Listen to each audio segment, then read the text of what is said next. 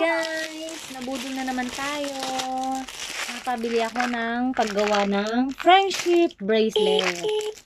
Ayun. Bigyan ko si Inday para magbenta siya sa Pilipinas or pag-gift niya. So, I have 4. Mura lang siya dito. 10 dirham and 8 dirham. So, may iba't ibang letra. Ayun siya.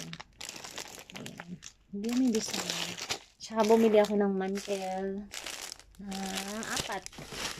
So, 2 kinds. Meron siyang parang green and yan. Dalawang kulay. So, tigda-dalawa sila. Para in case meron tayong okasyon sa Pilipinas. Yan. Sila natin mag-ipon ng gamit. Tsaka medyas ni Inday, 12.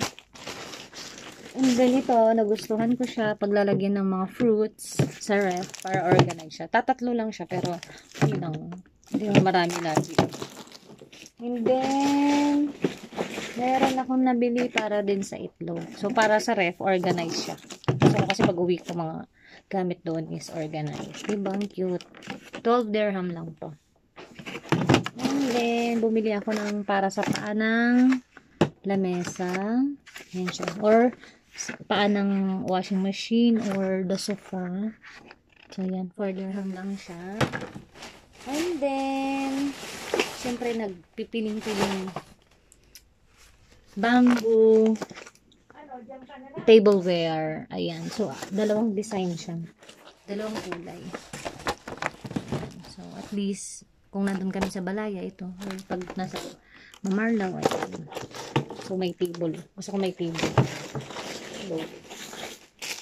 And then, binilan ko siya ng kanyang pang ponytail. Puro pink. Kasi gusto niya pink. And then, para sa mantika, pink din. Ayan, parang plain. Ayun. Tapos, ito. Para pag magbabaon siya ng prutas, pwede siyang iba-iba variety. Small, lang siya. Small food container para iba-iba, di ba? Pag nandun na ako sa Pinas. Ayun lang. Tapos yung nabili kong doon, ito, paglagyan ng 6 dirham lang. Paglagyan ng mga unan. Kasi naglilipat kami ng bahay. Ayan siya. May malaki ako pero mas gusto ko tong ganito lang. Ayun guys, yun lang.